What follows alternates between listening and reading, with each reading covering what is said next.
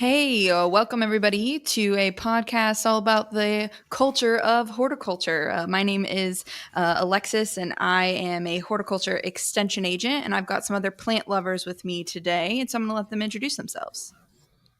Good morning. I'm Brett, and I work in marketing for horticulture crops and some other stuff in local foods and sustainable agriculture. This is Josh, and I work with the Center for Crop Diversification.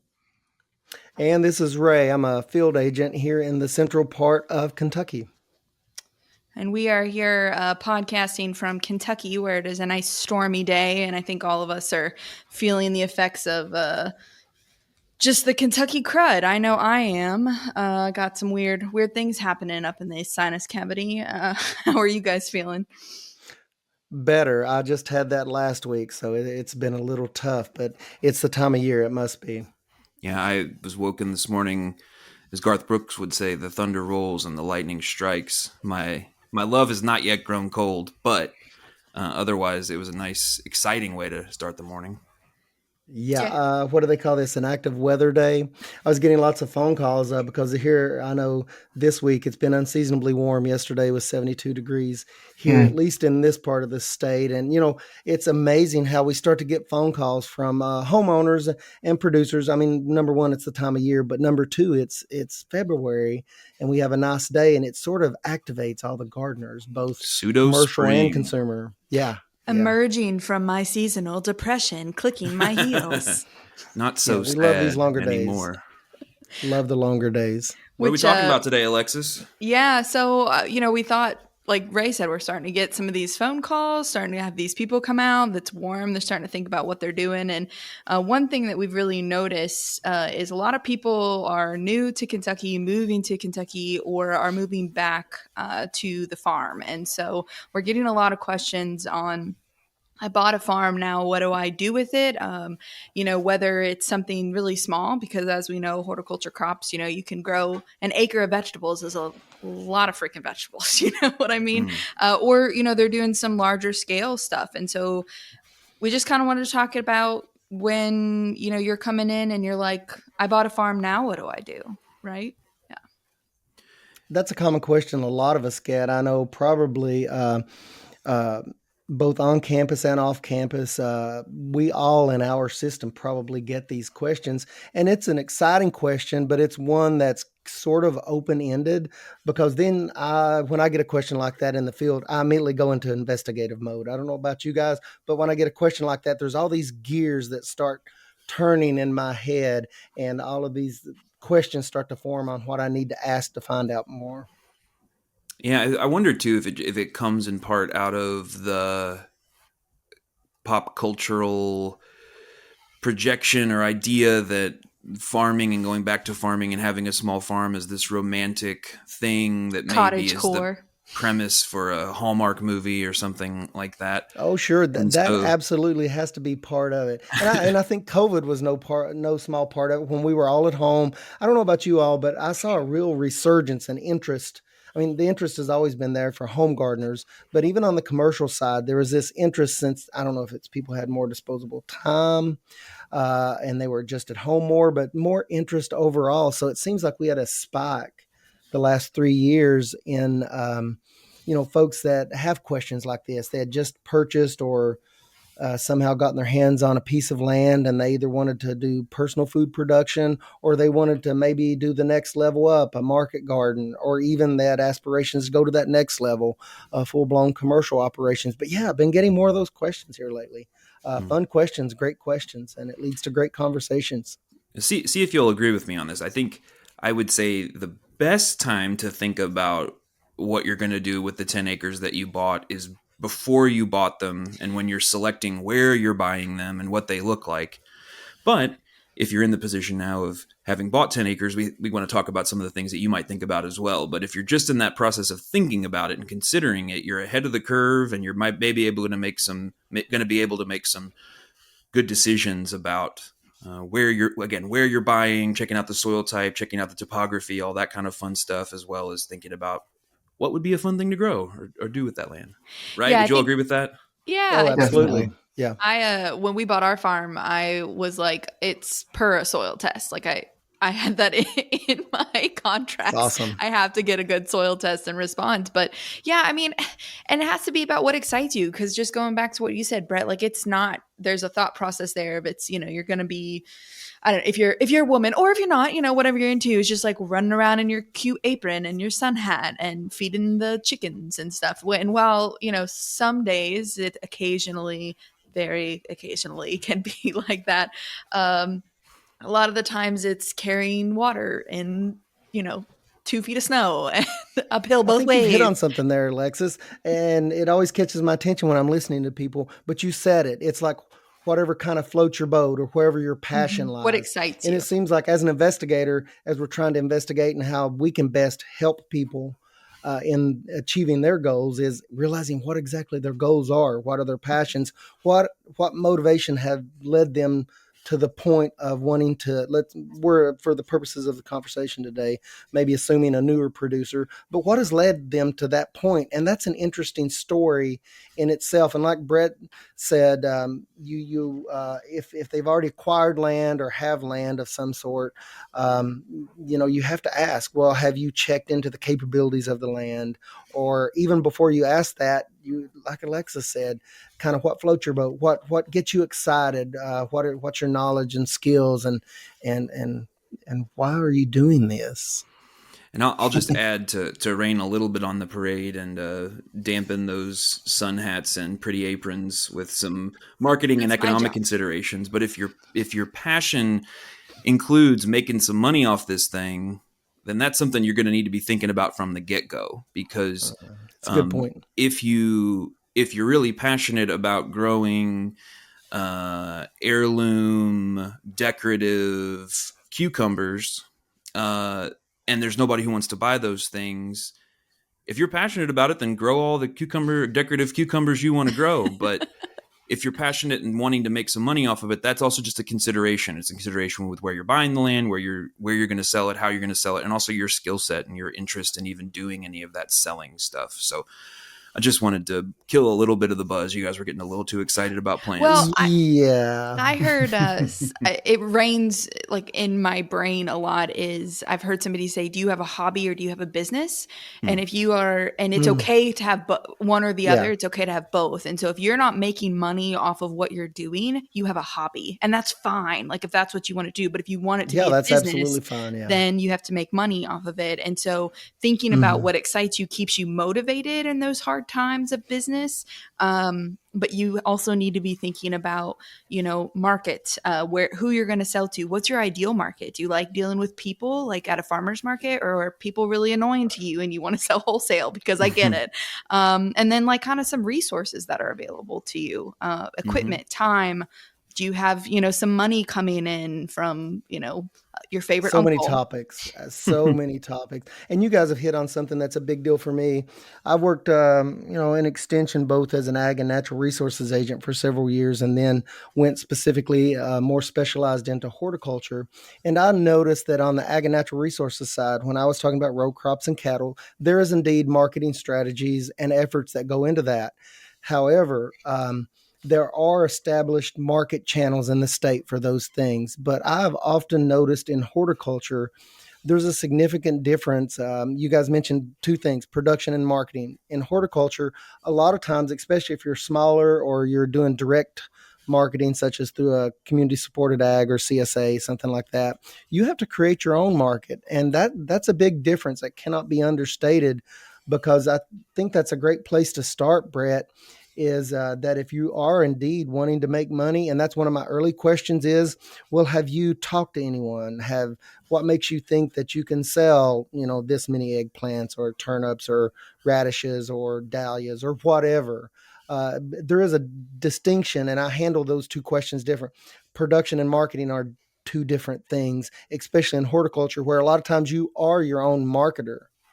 Yeah. So I think in this commercial horticulture world, there are many avenues that we hope to explore over the coming weeks and months and years. But so if I could just, if you all aren't aware, Alexis and Ray deal with these questions directly. People coming to them and asking them these questions and talk to them. So I'm just curious from your all's perspective, can you tell me what that conversation looks like? How do you start that conversation with someone when they come and ask you that, like in a real basic to like Denzel Washington in Philadelphia, explain it to me like I'm a 5-year-old. How do you have that conversation? What are some of the first things you do?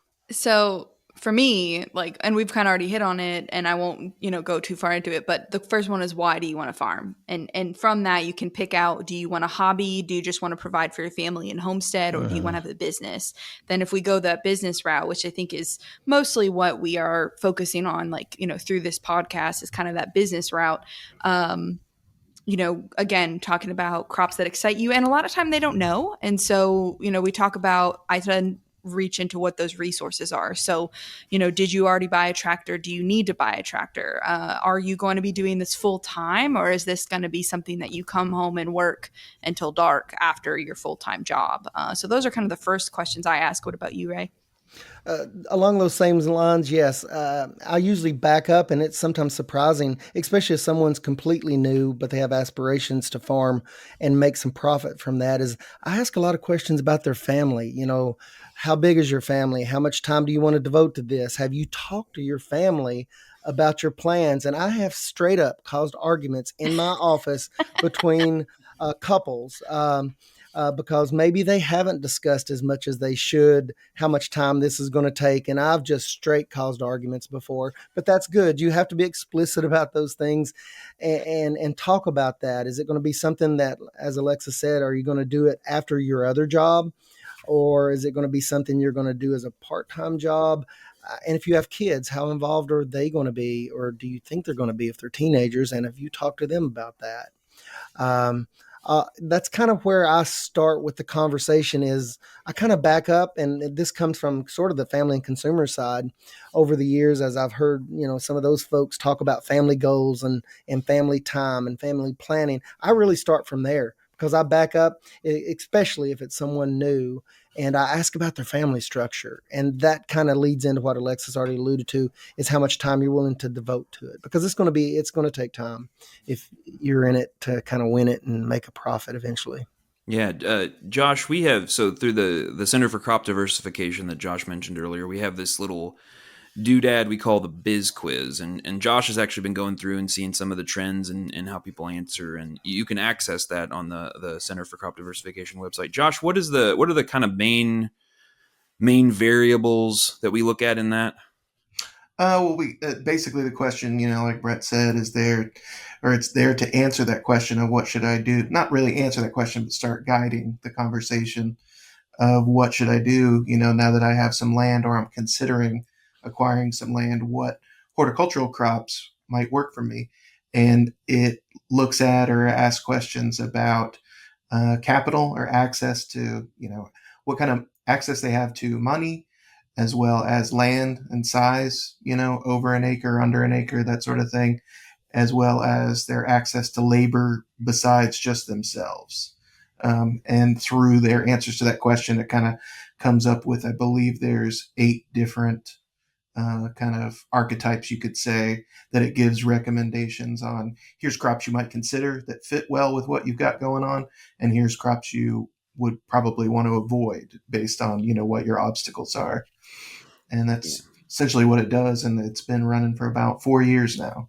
It's a really great tool, and I ran someone through that recently, and I know that person had what was it? They had limited access to land, and they had a more of a limited access to capital, and and they were pretty risk averse. They didn't want to assume a lot of risk, and it spit out some options just to start them thinking. Things like sweet corn, I believe, was one of the options. And I got to thinking about that, and I was like, that's pretty good, because it's taking a crop there's already pretty much a market for, because that's a well-known product, and it seems like no matter if you have a couple of people already growing that crop in the community, there's always room for more fresh sweet corn. And it's something that's intensive. It's short season. It's one season. You can grow it one season on a smaller kind of piece of land and do really good with that if you do a good job and manage that. And I thought that was pretty good. And they were well pleased. And so I love to kind of refer people to that resource. It's a great resource. Brett, I'm glad you brought that up. Josh, it's really good. It's a good jumping off point. Alexis, you've worked with cut flowers. If someone was interested in cut flowers, what would be things that they needed to do that, or if they didn't have it, that would be difficult? That you think if you were steering someone or they were thinking about that, is I it? It's no. think There's no that, labor involved in it, right? yeah, no labor at all. None It's at a all. lot of Fully sundresses, automated turnkey. fully The corgis automated. take care of all the You labor. you never ever have to actually weed anything. So it's great. No, that's complete sarcasm because you guys can't see my face right now. Uh, but yeah, so I think the thing with cuts, well, for any specialty crop, right, which is pretty much horticulture crops for the most part, is you really got to think about your market. And you've got to really look at yourself and the way you want to market, because I think a lot of people are interested in farming because they like to be away from people. Maybe they're leaving a desk job or a place where they're communicating with people a lot, and they want to just kind of be by themselves. Maybe they're a bit more introverted, and farming is very appealing to introverts, I think, in a lot of ways. But like, Ray was saying earlier, you've got to market yourself. So thinking about, are you going to do a roadside stand? Do you need to go to farmer's market? And if you're going to go to farmer's market, which one? And if you're doing something like a specialty cut flower or a very weird ornamental gourd, something that's not edible, especially, you've got to find the right farmer's market or the right market, because those are not those are additional things. Those are extra money in your pocket type of products versus, at least I can eat an eggplant or eat a watermelon or sweet corn and provide for my family or myself that way. But flowers, ornamental things are extra. So thinking about, do the people in your area, do the people you want to sell to have those extra funds to spend on your That's crop? Because why grow it if you can't sell it? Or yeah. That's something, Alexis. That's a great point. And, being one of my positions that I held was in the eastern part of the state, had a lower density of population. We were farther away from a population center, whereas my current location where I work out of, which is county based, we're within 30 minutes from large populations over 300,000. And Alexis, I think cut flowers are a great case study. Did that play into kind of your mind? Was that a consideration, like geographically where you were located? Like, I'm very curious about the cut flowers because I'm sure that market was not established like sweet corn might be established. I mean, there were already people doing that within the central part of the state, I'm sure, but not a lot of them. So it's kind of a new thing. So how did you decide, on a crop like that? That's interesting to me. Sure. So I would think you will find any. I don't have numbers to back this up at the moment, but I would confidently say that any ornamental type thing, again, if you're going back to gourds, cut flowers I'm familiar with, so we'll go with that one, are going to be within probably an hour of a major place, because that's where any market you want to do. So if you're going to sell to a wholesaler, they're going to be in a major metropolis area because they're going to sell to florists. If you're going to sell to the florist, again, they're going to be where the people are. Farmers markets the same way. It can be difficult. There is a big push in cut flowers for the agritourism side, and I think that's growing. You got strawberries, you got your mums, you got sunflower fields, all kinds of stuff, but there's like a you pick. So I think even then you need to be within, people are not going to drive more than an hour to come pick flowers or to pick strawberries or something. So if you're doing a specialty crop that's expensive, you've got to be where the people are.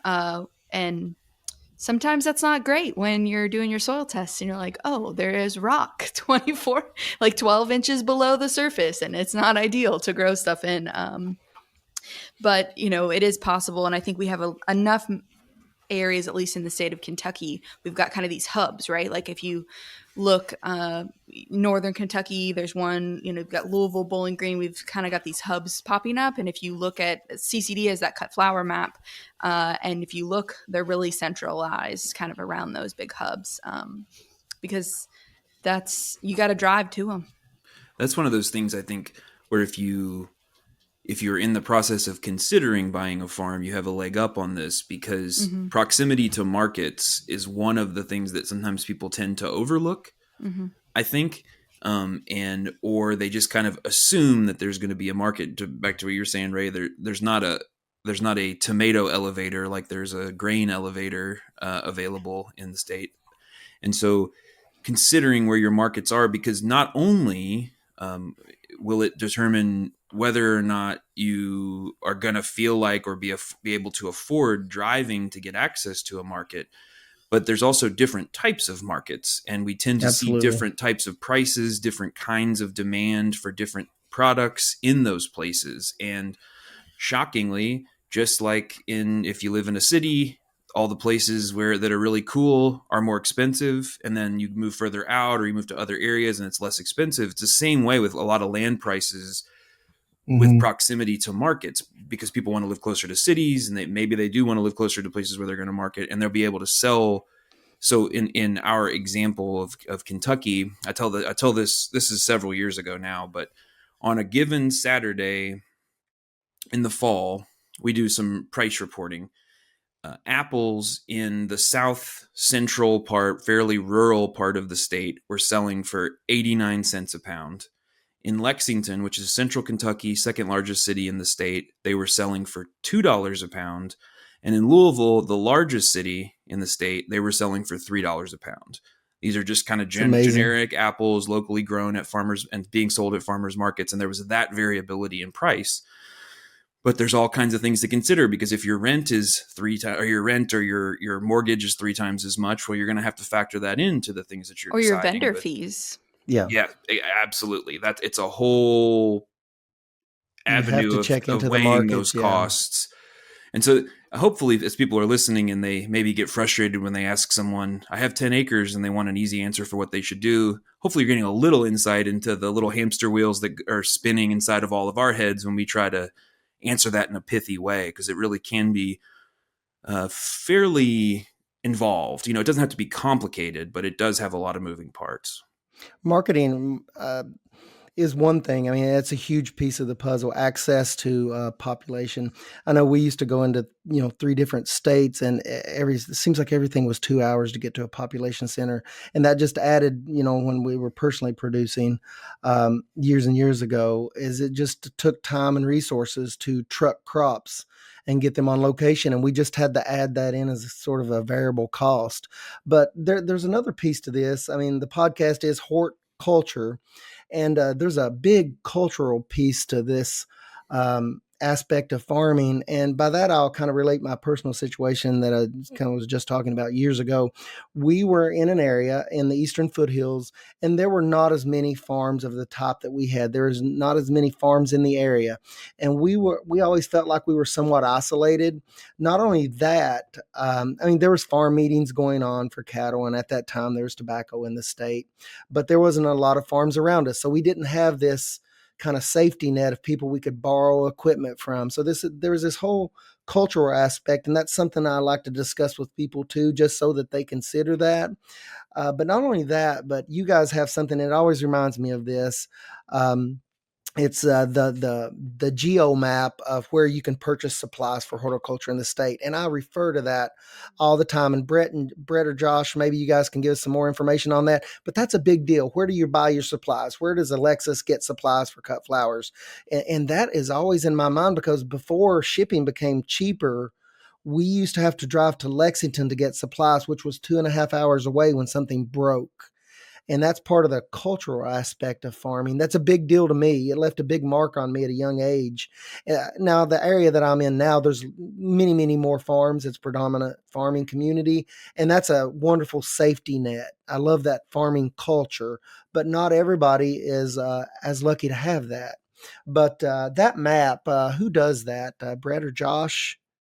That That'd be me. I mean, Yeah, I thought lots of so. people kind of collect the data and send it my way. I just Love sort of that. It's great. It's a turn great it into something resource. people can interact with. Yeah. What all is And listed on there, Josh? Ray mentioned the horticulture suppliers. What else is on there? Let me pull it up just to make sure I'm not forgetting anything.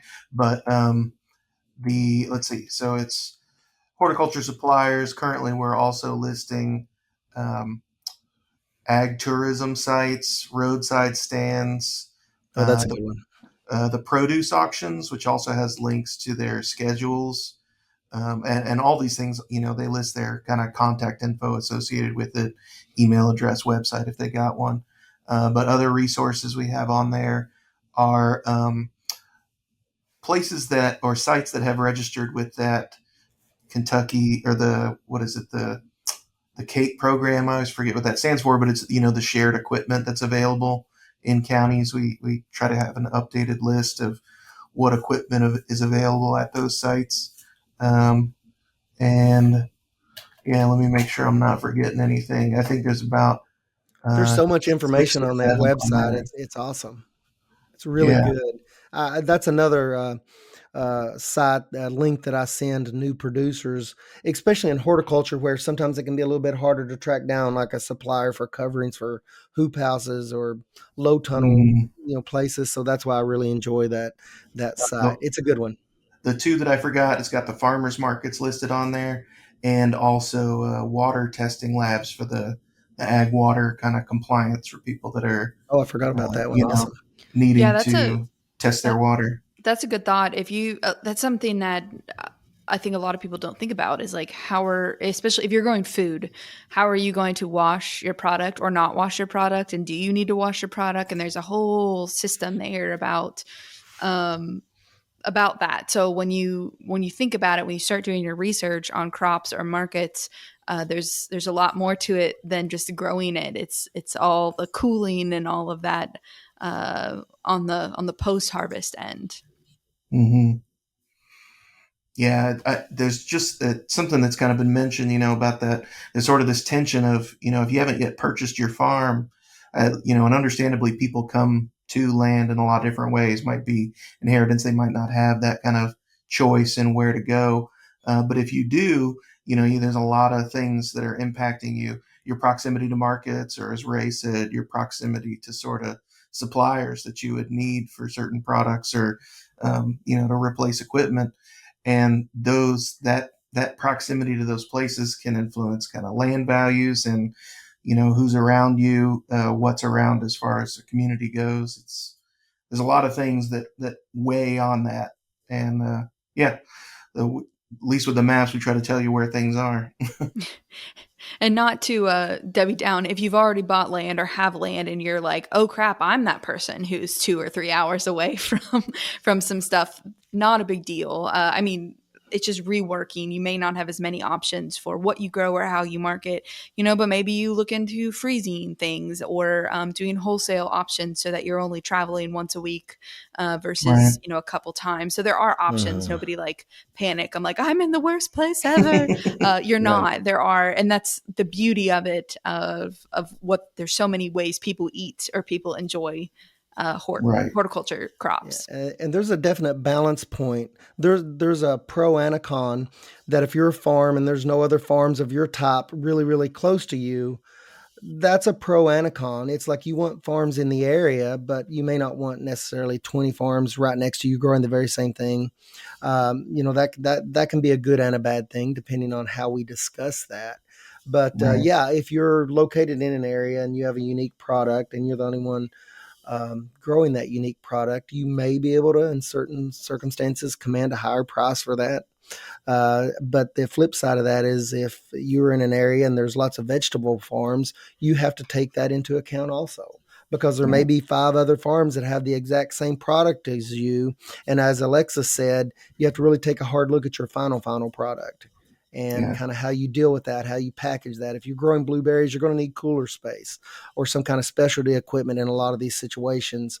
And that's another unique aspect of, I think, horticulture production is it involves lots of specialty equipment. It really does. And I say that having, worked with cattle and tobacco and row crops. And then on the hort side, when it got into hort, we had a lot of smaller equipment in our case. You want to have had a few acres of hort crops, but lots of different types of equipment. Lots of It's hand tools.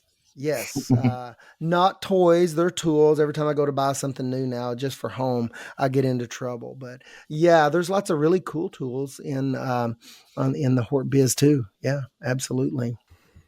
And something you touched on a little earlier, Ray, was this idea of this horticulture. That's the name of the podcast, and I think want to acknowledge, in addition to the idea of things being like a business or a hobby, I may add a third or third category, or multiple third, fourth, fifth categories, where growing stuff can serve a lot of different roles in people's lives. It can play a role of actual, not the kitschy, oh, this is therapy, but legitimate therapeutic purposes that we're seeing emerge from horticulture being involved in recovery for domestic abuse survivors, and for people who are coming from or refugees from traumatic places, but also in parts of the state where there aren't as many opportunities and they're struck by crisis, whether that be environmental crisis like the flooding in eastern Kentucky or the tornado in western Kentucky.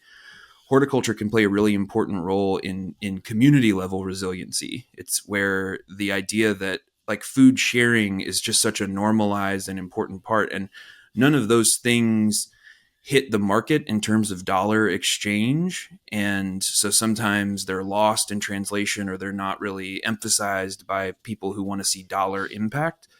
But those things are the lifeblood of some communities, and they're the entire reason that people have a big garden in their rural spaces. And so if that's you, if you're out there, Alexis mentioned homesteading is kind of another variation on that similar theme. The idea of increasing or even achieving self-sufficiency or family level self-sufficiency. It's also that at that community level, community resilience and support and sufficiency.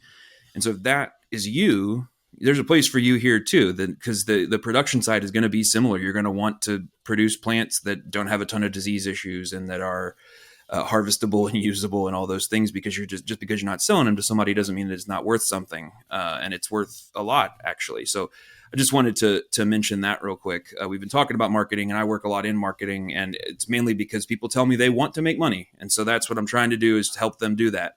But if your goals are different, I think there's a big place of part of horticulture. And historically, that was a bigger part of horticulture than ever selling fruits or vegetables was kind of a growing things for your own consumption at a local level and for your neighbors and your community. So those are hard numbers to kind of capture too, Brett. That's a great point.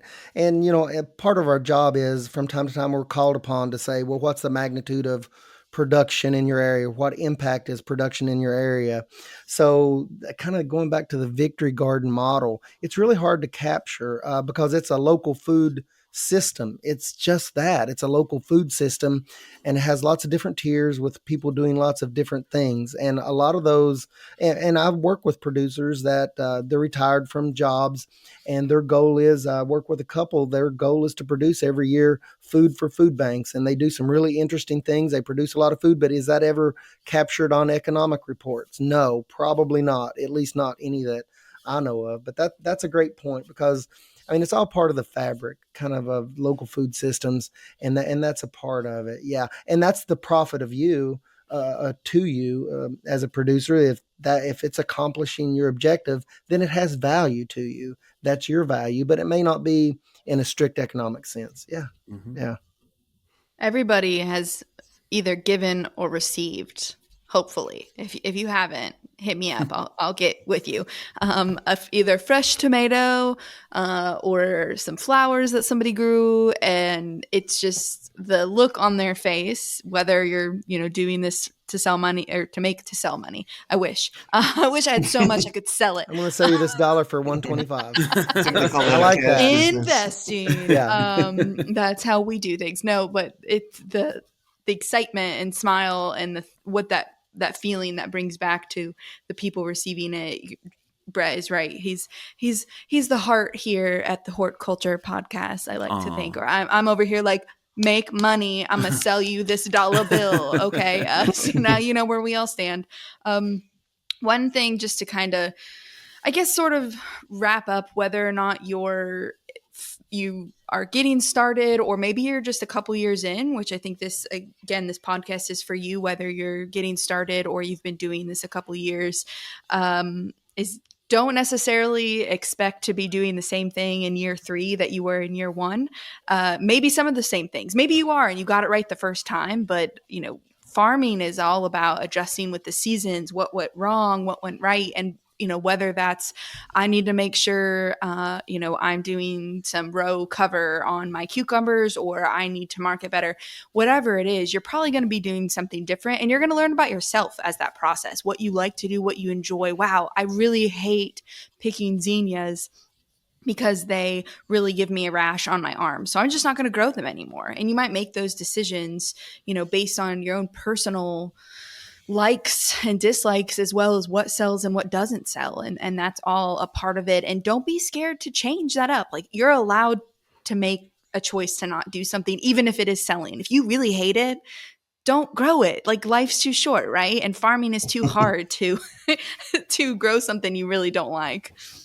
There's a lot to that, getting that fit. And I see people that getting a fit that's right for you and your family.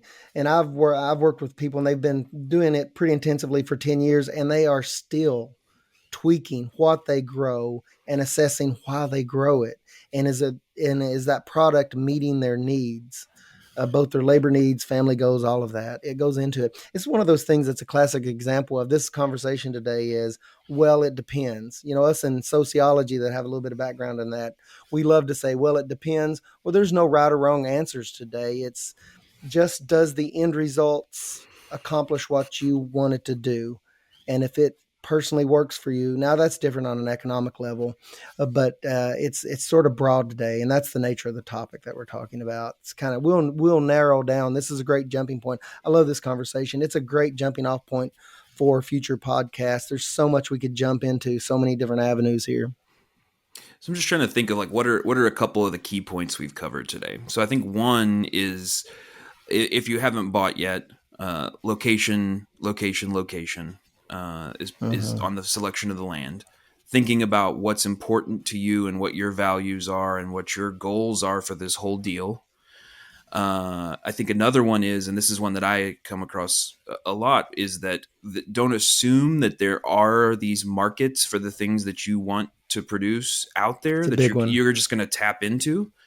In many cases, you're either going to have to completely create or help co-create your market for your products, even if you do have access to something like a farmer's market. Write a business plan, even if it's on the back of an envelope. Do a little bit of thought there. Yeah. And I think maintain an open mind, Lex, is kind of what, to your point about the don't expect to keep doing the same thing in year 3, but also be open to the fact that maybe your initial idea during the ideas phase was a not great idea for you, and you can change it. And you can, I tell people that we kill as many dreams or more dreams than we inspire by telling people, don't do that, because you may not make money doing that, or it's going to be very difficult to grow that here. And I think that that's a part of it too. Anybody else have any take homes for the? Yeah, I mean, we've talked about, there's definitely a delineation between production and marketing. That's a big one to me, just because it's horticulture tends to be a bit more unique in that we just don't have we can't grow, an acre of tomatoes. In some cases, if you have a local co-op and you've done your homework and worked it out, there might be a spot you could just take those and drop them off, and then they're done. You're done. That's not typically the case from my experience, especially with my local producers I work daily with, is that they do create their markets, and it takes just as much time marketing as it does producing. If you're doing a good job and you have a unique product that's going to be a high value product, however many hours you plan on producing, plan that many hours on marketing in many cases. Mm-hmm. And just, the other ones we mentioned about your access to land, capital, and labor. I think labor is an important one to consider, just because what is attractive about farming is that, in theory, you can kind of create your workday, right, by determining your production system and things like that. But you can also kind of create your own prison, someplace you can never leave because there's too much to do. Dairy and that's farmers. Something to really think about. And so, to kind of Brett's point of sometimes we kill dreams, I think it's okay to kill a dream as long as you're preventing a nightmare. Ooh, profound. Wow, I like Don't that. burn the candle at both ends. I'm allowed to say that because I do that. It is bad. Don't do that. My dad's motto used to be, he Exhibit said, well, do it till Alexis. you don't like it anymore. I'm like, oh, wow. Okay. You're really selling this farming idea. There's some sustainability aspects here in horticulture that we're going to try and focus on. But anyway, so just wrapping this up. Any other last minute you got 10 seconds. What you got? Anything? Nope. All right. Do it. Okay. Do it. Great conversation, Grow stuff. guys. Growing Thank stuff you. is a good thing. It's good for you. It's good for the world around you. It can make you happy, but make sure it is making you happy. And go see your extension agent if you're anywhere in the United States. But if you're in Kentucky, you have one in your county, go see them. Okay. That's my plug. Anyways, so we hope you stick around. We hope you come back and listen to all the cool things. We're going to talk about production, marketing, all that jazz. And we are Horticulture, and we hope that as we grow this podcast, you grow with us, and we'll see you next time.